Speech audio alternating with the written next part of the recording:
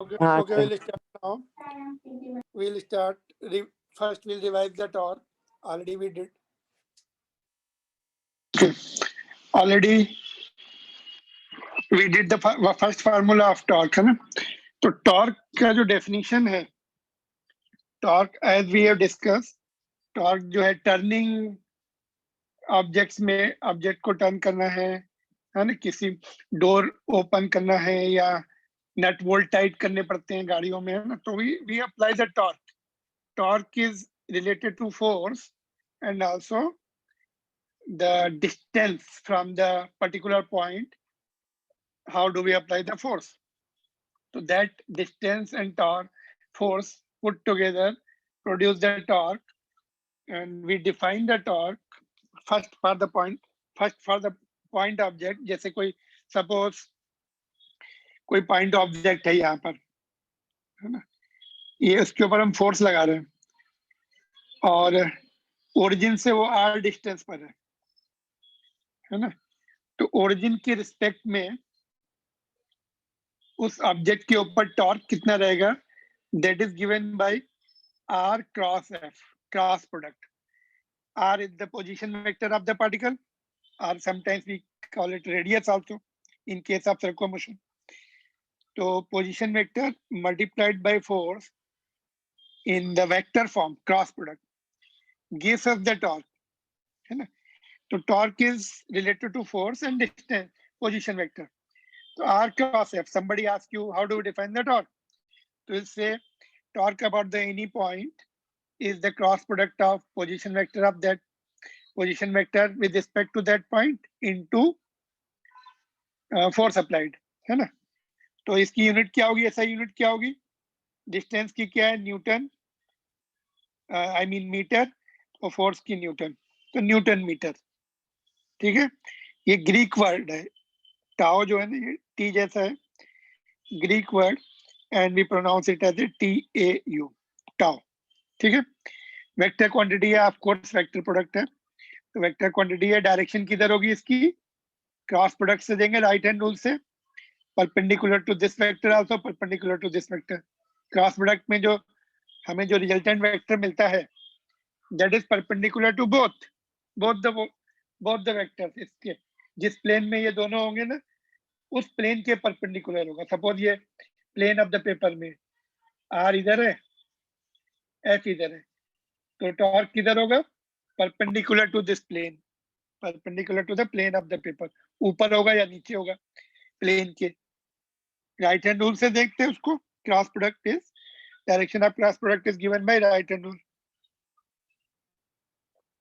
Alright, और इसका magnitude में क्या होगा? मॉड लगा देंगे, तो RF sin theta n cap भी होते हैं ना, तो n कैप 1 हो जाता है मॉड लगाने से. तो ये हम क्रॉस प्रोडक्ट में पढ़ चुके हैं. Theta is the angle between both the vectors r and f. ठीक है, और अगर हमने इसको r sin थीटा, देखो ये line of action of force है, ये इस पे परपेंडिकुलर डाल दें, है ना? और ये r है, ये अपोजिट एंगल थीटा, तो ये r sin थीटा हो जाता है. इसको r परपेंडिकुलर बोलते हैं, ये वाला, है ना? तो r sin थीटा को r परपेंडिकुलर इनटू f लिख सकते हैं, इससे न्यूमेरिकल आसान हो जाते हैं काफी. तो r sin theta can be written as r perpendicular. r perpendicular is perpendicular distance from the line of action of force from the origin. Origin से टॉर्क ले रहे हैं. या फिर f sin थीटा, ये f ऐसा है, यहाँ पे देखो f ऐसा है, f sin थीटा ऐसा जाएगा, तो f sin थीटा को f परपेंडिकुलर लिख सकते हैं, और ये r पूरा लेंगे फिर, तो r इंटू f परपेंडिकुलर. तो f perpendicular is the perpendicular component of perpendicular force on the r. r के ऊपर परपेंडिकुलर कितना आ रहा है? That one is r, f perpendicular. ठीक है, आर यू देयर? तुम लोग लाइन पर? Yes sir. हाँ सर. तो या तो पोजीशन वेक्टर का परपेंडिकुलर ले लो f के ऊपर, line of action of force के ऊपर, या फिर f का r के ऊपर परपेंडिकुलर ले लो, तो इससे न्यूमेरिकल आसान हो जाते हैं. ठीक है, और टॉर्क 0 कब होगा? जब थीटा 0 हो जाए या आर 0 हो जाए, मतलब फोर्स जो है ओरिजिन से ही पास हो जाए, फोर्स की लाइन ऑफ एक्शन ऐसे हो जाए, तो आर 0 हो जाएगा फिर, है ना। अगर फोर्स जो है ओरिजिन से पास हो या रेफरेंस पॉइंट से पास हो, तब आर 0 हो जाएगा। या फिर फोर्स 0 हो, फोर्स ही न लगे, या थीटा 0 हो या 180 डिग्री हो, इन दोनों के बीच में एंगल 0 हो जाए, आर इधर है और फोर्स भी इधर ही है, या फिर आर इधर है, फोर्स अपोजिट है 180 डिग्री पर, तभी भी टॉर्क 0 का sign 0 is 0, sign 180 is 0. Torque will vanish if line of action of force passes through origin.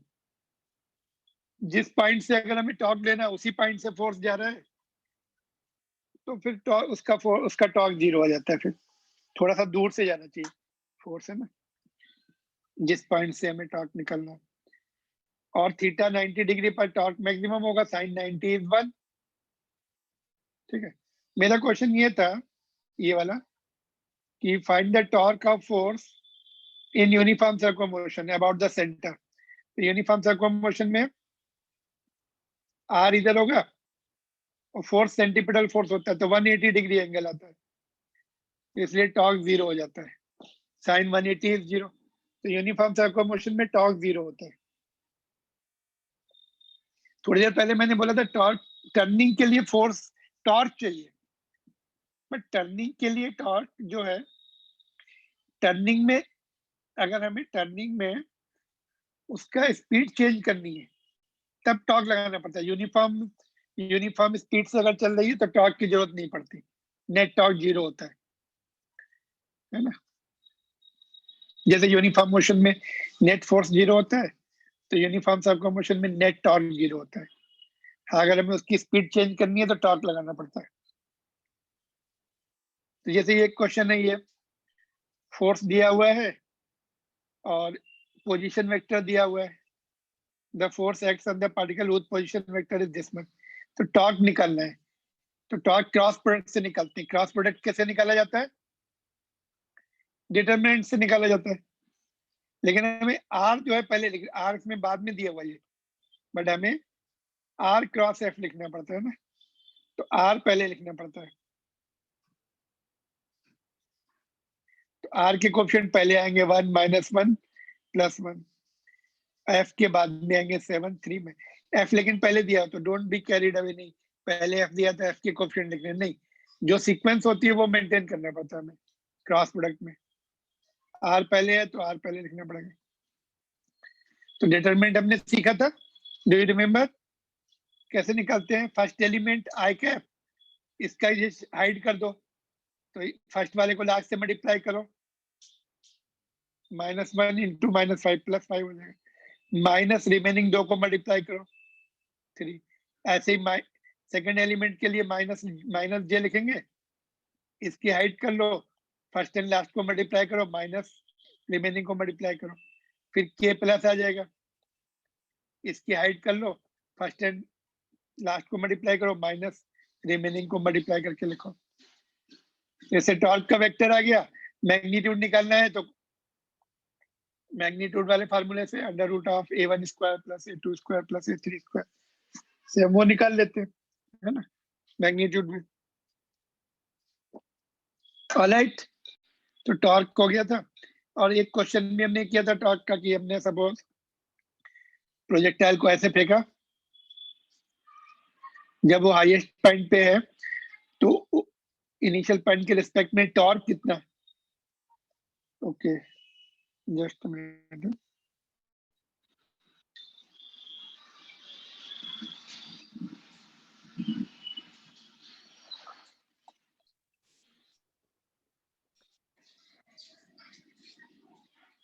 ठीक है। तो टॉर्क हम लोग just we are revising the points, previous points. तो जब हाईएस्ट पॉइंट पर है, projectile of mass m is projected with the initial velocity u, angle theta with horizontal, find the magnitude of torque produced by the gravity। तो gravity का force mg लगता है about the point, कौन से point? Point of projection, यहाँ से। तो हमने एक शॉर्टकट फार्मूला सीखा था, r परपेंडिकुलर × f। तो फोर्स का लाइन ऑफ फोर्स ऐसे एक्ट कर रही है, तो उसके ऊपर परपेंडिकुलर ड्रॉ कर दिया, R perpendicular, that is nothing but a half of the range. R is the range है ना, capital R is the range, तो इतनी। और फोर्स कितने एम जी, तो R/2 into M G. Range का फार्मूला याद है किसी को? Do you remember the formula of range? Range का फार्मूला क्या था प्रोजेक्टाइल में? U square sine 2 theta upon G. G. ये रेंज का फार्मूला, तो आर की वैल्यू ये पुट कर सकते हैं यहाँ पर हम, ठीक है।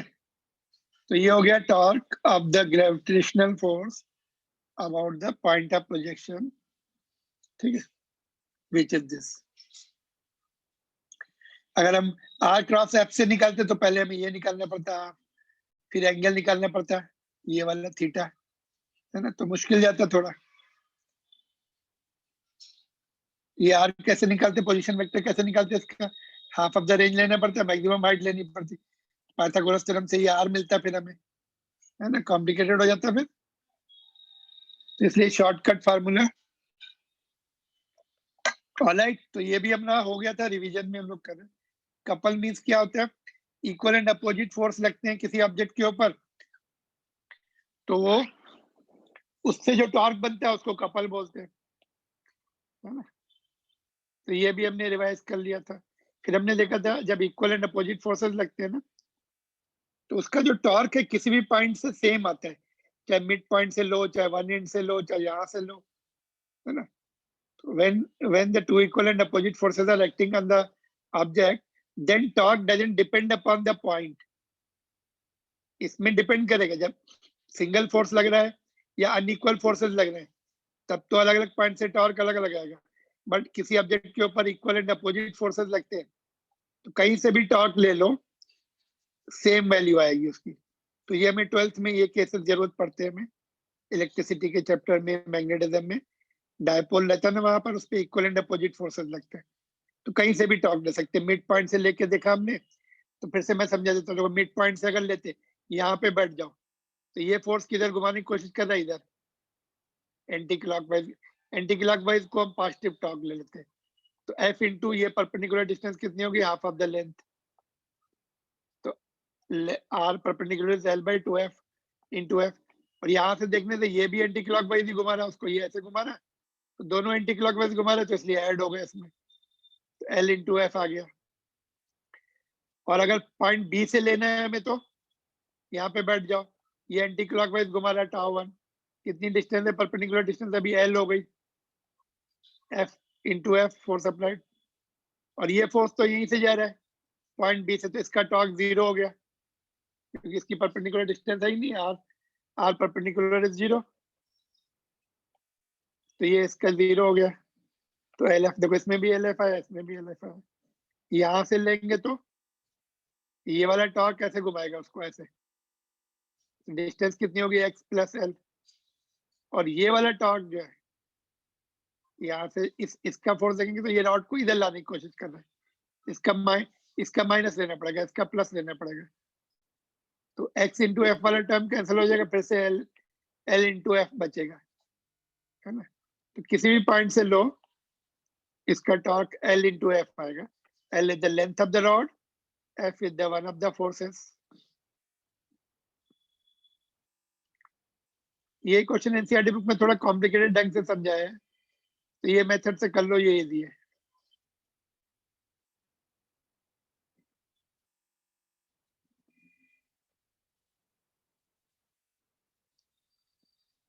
एंटी क्लॉकवाइज टॉर्क को पॉजिटिव लेते हैं, क्लॉकवाइज को नेगेटिव लेते हैं।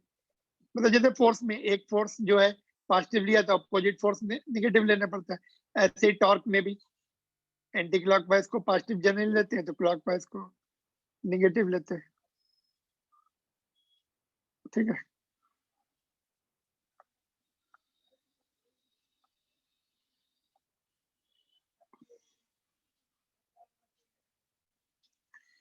ऐसे ये क्वेश्चन कर सकते हैं, रॉड का मैंने सॉलिड एग्जांपल कराया था, ये 7.8, इसका भी जो है टॉर्क निकालने के लिए डिस्टेंस है, इसका टॉर्क निकालने के लिए जी से टॉर्क लेंगे तो डिस्टेंसेस निकालनी पड़ेंगी, तो ये डिस्कस किया था मैंने क्लास में, r cross r perpendicular into F वाले फार्मूले से। यहाँ से जब हम देखेंगे ना, तो ये वाला टॉर्क इसको ऐसे घुमा रहा है क्लॉकवाइज, ये वाला ये जो डब्ल्यू का बनना है वो जी से देखने से उसको नीचे ले जा रहा है एंटी क्लॉकवाइज, ये आर का टॉर्क ऐसे घुमा रहा है उसको, है ना। तो रॉड ओरिजेंटल है तो टॉर्क बैलेंस कर लेंगे एक दूसरे को, सारे एंटी क्लॉकवाइज टॉर्क ऐड करके एक तरफ लिखो, क्लॉकवाइज वाले टॉर्क ऐड करके दूसरी तरफ लिखो, है ना। और नेट फोर्स भी बैलेंस है, ऊपर वाले फोर्सेस इज इक्वल टू नीचे वाले फोर्सेस। तो दो इक्वेशन बना के सॉल्व करनी पड़ती है टॉर्क के लिए, उससे R1 R2 आ जाता है। ठीक है, तो ये हमने किया था पिछली प्रीवियस क्लास में। ऐसे लैडर का कर सकते हैं, ऐसे ये रॉड लैडर होती है ना, ये रॉड होती है, नॉर्मल रिएक्शन के टॉर्क ऐसे रहते हैं, वेट का टॉर्क नीचे आता, कहीं से भी इक्विलिब्रियम में है तो सारे फोर्सेस बैलेंस होते, कहीं से भी टॉर्क ले लो, यहाँ से ले लो, यहाँ से ले लो, यहाँ से ले लो, यहाँ से। जब सिस्टम इक्विलिब्रियम में रहता है ना, तो ऐसे पॉइंट से टॉर्क लेना चाहिए जहाँ से ज्यादा फोर्सेस जाते हैं, तो उनका टॉर्क जीरो हो जाएगा, सब ये सब जीरो हो जाएंगे, इसका बचेगा और इसका बचेगा। ठीक है,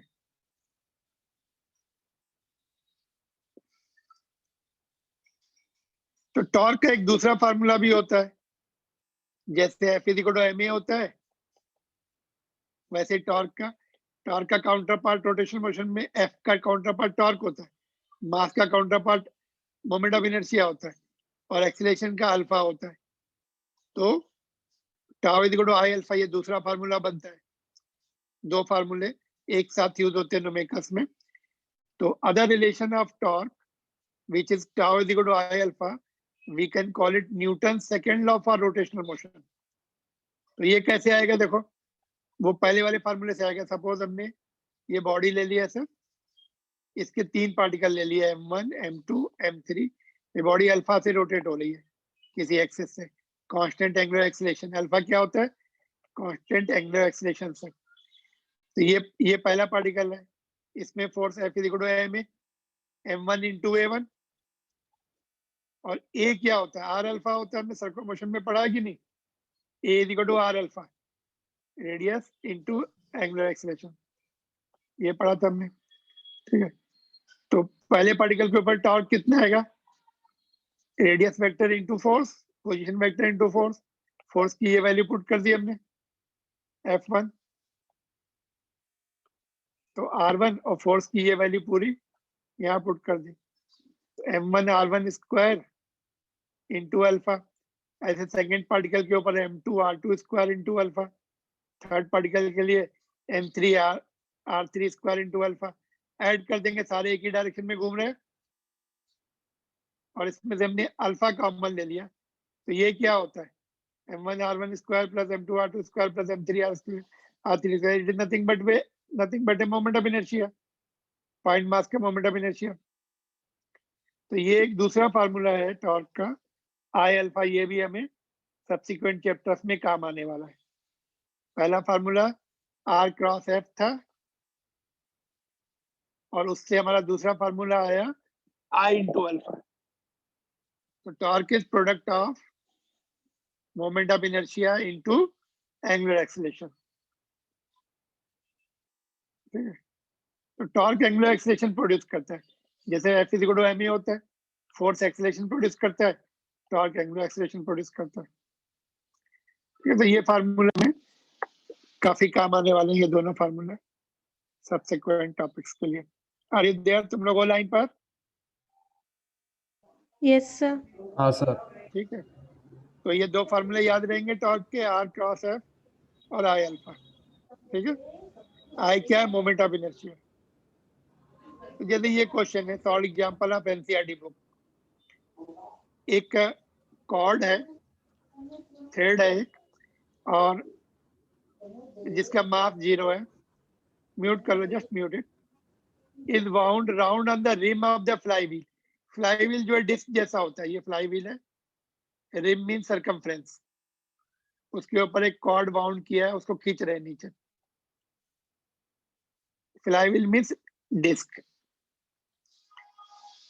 मास उसका फ्लाईव्हील का 20 है, रेडियस 20 सेंटीमीटर है, और स्टडी पुल ऑफ 25 न्यूटन। ये 25 न्यूटन पुल से नीचे खींच रहे हैं उसको, ठीक है। The flywheel is mounted on the horizontal axis, यहाँ पर ओरिजेंटल एक्सिस है, उस पे घूम सकती है फ्लाईव्हील या डिस्क, फ्रिक्शनलेस बेयरिंग्स है। Compute the angular acceleration, alpha निकालना है। कैसे निकालेंगे अल्फा? तो टॉर्क के दोनों फार्मूले यूज होंगे अभी यहाँ पर।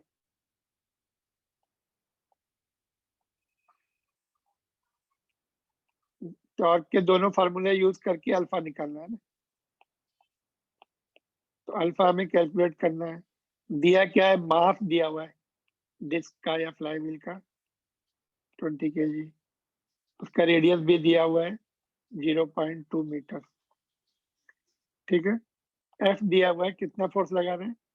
25 न्यूटन लगा रहे हैं ना। तो इन सब पैरामीटर से हमें अल्फा निकालना है। तो सबसे पहले क्या करें बोलो? What to do first? देखो फार्मूला क्या होता है, tau is equal to I alpha है ना। देखो टॉर्क का दोनों फार्मूले लिखते हैं ना, tau is equal to I alpha भी होता है और torque is equal to r into F भी होता है ना, ठीक है। तो यहाँ पर दोनों इक्वेट कर देंगे ना, I alpha is equal to are F sine theta. तो यहाँ पे देखो आर क्या होगा, ये वाला आर होगा, और एफ नीचे है, तो दोनों के बीच में एंगल कितना है? 90 डिग्री। तो साइन 90 हो जाएगा ये, है ना। ये जो थीटा है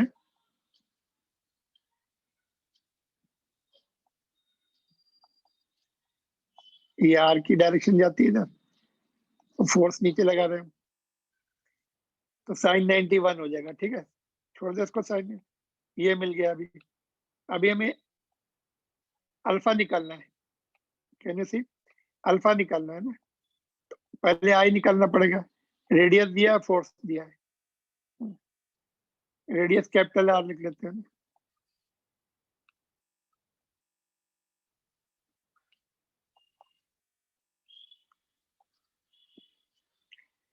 तो इसी फार्मूले में वैल्यू पुट कर दे। आई कितना होता है बोलो? डिस्क का मोमेंट ऑफ इनर्शिया कितना होता है, याद है तुम लोगों को? Do you remember moment of inertia of disc is how much? Half M R square होता है ना। जब वो एक्सिस मिड पॉइंट से जाता है, यहाँ से जा रहा है एक्सिस, ऐसे घूम रही है, तो हाफ एम आर स्क्वायर होता है। अल्फा हमें निकालना है, आर और एफ। एक आर तो कैंसिल हो गया, मास कितना दिया हुआ? 20, और रेडियस एक आर बचा है 0.2। अल्फा निकालना है, फोर्स कितना लगा रहे हैं? 25। इसको सॉल्व करके देखो कितना आ रहा है।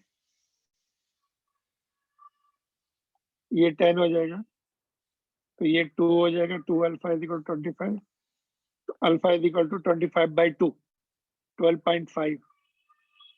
यूनिट क्या होती है अल्फा की बोलो? अल्फा की यूनिट क्या होती है? रेडियन रेडियन पर सेकंड स्क्वायर। रेडियन पर सेकंड स्क्वायर, ठीक है। समझ में आ गया ये क्वेश्चन? तो ऐसे क्वेश्चन हमें आगे भी मिल सकते हैं। इसमें कुछ पूछना है तो पूछ लो। तो हमने टॉर्क के दोनों फार्मूले यूज कर लिए और इक्वेट कर दिया दोनों को। साइन 91 हो गया था तो उसके लिए छोड़ दिया उसको, और वैल्यू दी थी पुट कर दी हमने। 1 अल्फा वाला नोन वो निकाल लिया, तो ये उसको कांस्टेंट एंगुलर एक्सीलरेशन से घुमाएगा।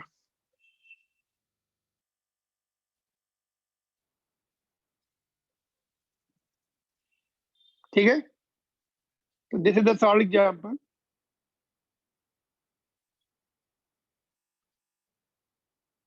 ऑलराइट, इसमें कुछ पूछना है?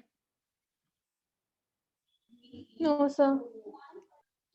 ऑलराइट, तो एक दो क्वेश्चन और करेंगे, फिर हम टॉपिक चेंज कर देंगे इसका।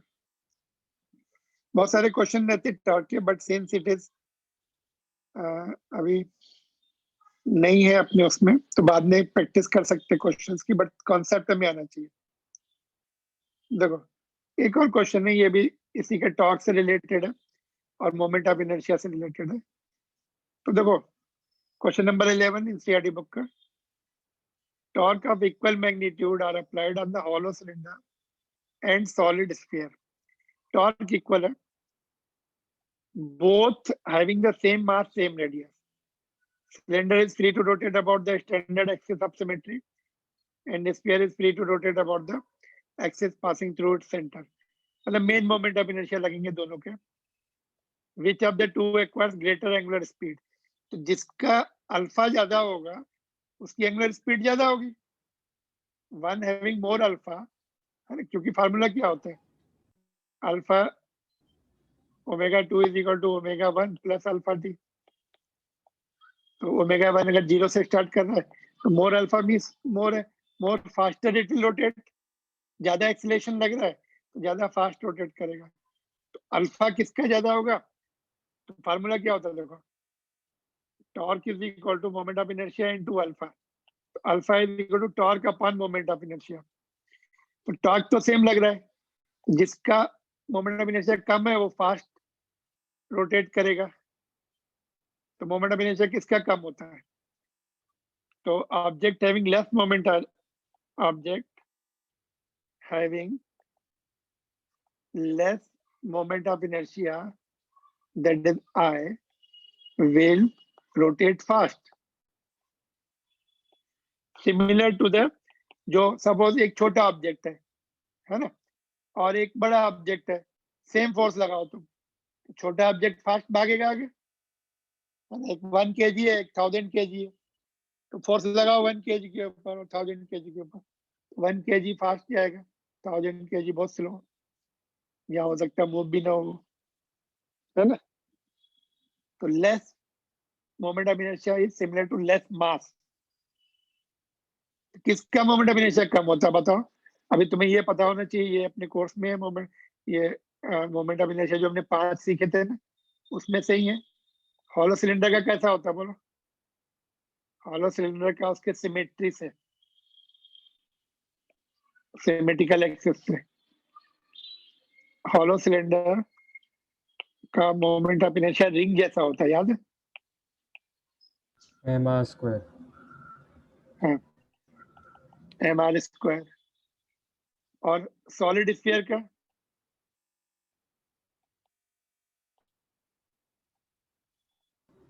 तो 2mr square upon 5 ऐसे कुछ। तो ये 0.4 हो गया, ऊपर वाला 1 mr स्क्वायर है और ये 0.4 mr स्क्वायर है। कौन सा कम है, इसका कम है, sphere. since sphere has less moment of inertia, therefore more alpha, more angular, therefore more angular speed, more angular speed, fast घूमेगा वो। और रिंग जो है, hollow cylinder is equivalent to ring, जिसका moment of inertia mr square होता है, वो धीरे धीरे घूमेगा सेम टॉर्क से।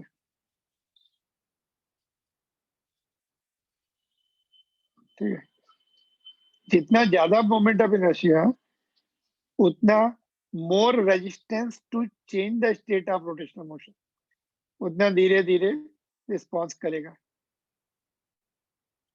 टॉर्क को। गेटिंग इट, तो ये एक और question done, one more then we'll see the angular momentum.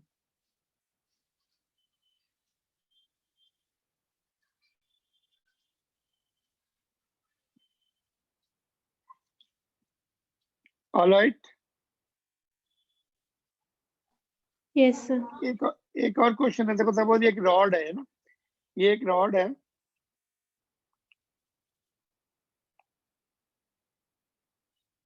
उसको हमने यहाँ पर पिवोट कर दिया, पिवोट मींस उसको हमने हिंज कर दिया, यहाँ से वो रोटेट कर सकता है, और यहाँ से थ्रेड से बांध दिया उसको। जब थ्रेड कट करते हैं, when the thread is cut, किस एंगुलर स्पीड से, किस एंगुलर एक्सेलेरेशन से वो नीचे आएगा, है ना? तो refer diagram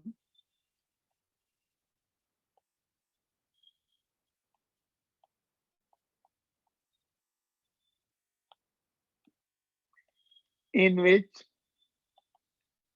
uniform rod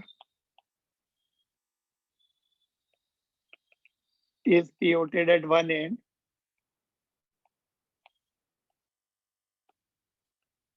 and held horizontal with thread at other end.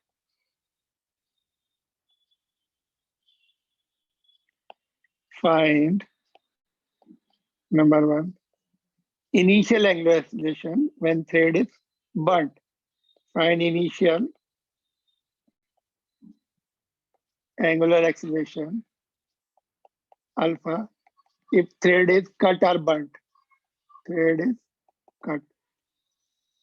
तो इनिशियल क्यों बोलते? बिकॉज बाद में उसके ऊपर टॉर्क चेंज हो जाएगा। इनिशियली जो टॉर्क लग रहा है वो मैक्सिमम लगता है, क्योंकि आर जो है मैक्सिमम होगा। तो यहाँ पर टॉर्क क्यों लगेगा बताओ? ये इसका जो वेट है ना, यहाँ पर ग्रेविटेशनल फोर्स की वजह से टॉर्क लगेगा उसका। अभी तो टॉर्क बैलेंस है, देखो अभी जब कट नहीं किया उस समय टॉर्क बैलेंस है, इसमें थ्रेड होगा, कुछ थ्रेड में कुछ टेंशन होगा, है ना? तो दोनों टॉर्क जो है एक दूसरे को कैंसिल कर देंगे, इसका टॉर्क इधर, इसका इधर। यहाँ से देखते प्योर पॉइंट से तो जीरो है, नो रोटेशन, है ना? अल्फा जीरो, टॉर्क और balance, net torque is zero. But cut करने से ये तो चला जाएगा इसका, और ये इसको अभी टॉर्क लगाएगा ग्रेविटेशनल फोर्स, ऐसे घुमाएगा उसको नीचे की तरफ, तो इसका टॉर्क रहेगा। तो tau is equal to I alpha, और दूसरा फॉर्मूला क्या होता है टॉर्क का? R cross F, r F sine 90 आ जाएगा। तो ये दोनों फार्मूले से हमें अल्फा मिल जाएगा।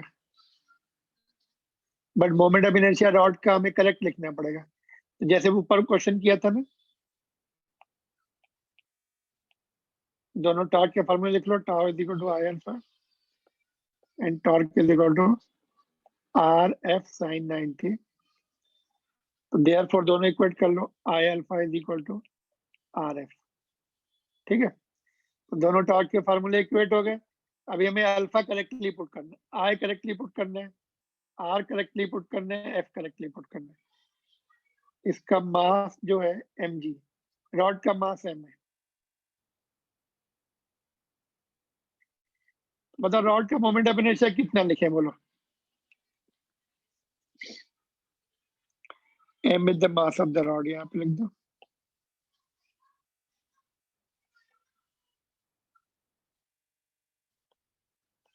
Can somebody tell me moment of inertia of the rod?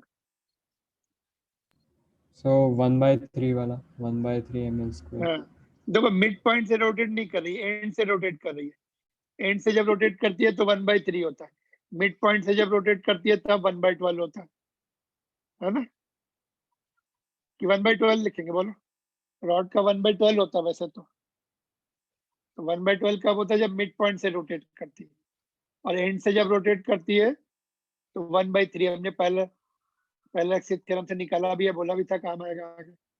तो रॉड का 1/3, ठीक है, यहाँ पे मिस्टेक हो सकती है।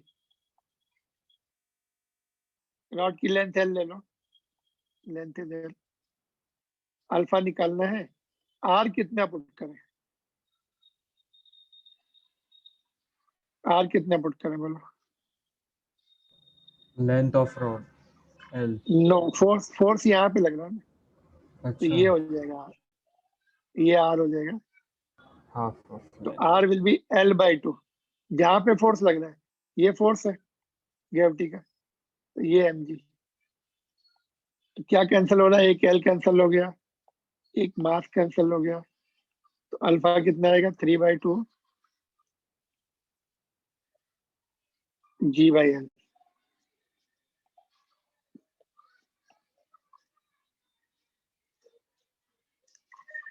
ठीक है, यहाँ पे एक इंटरेस्टिंग रिजल्ट है that I want to highlight.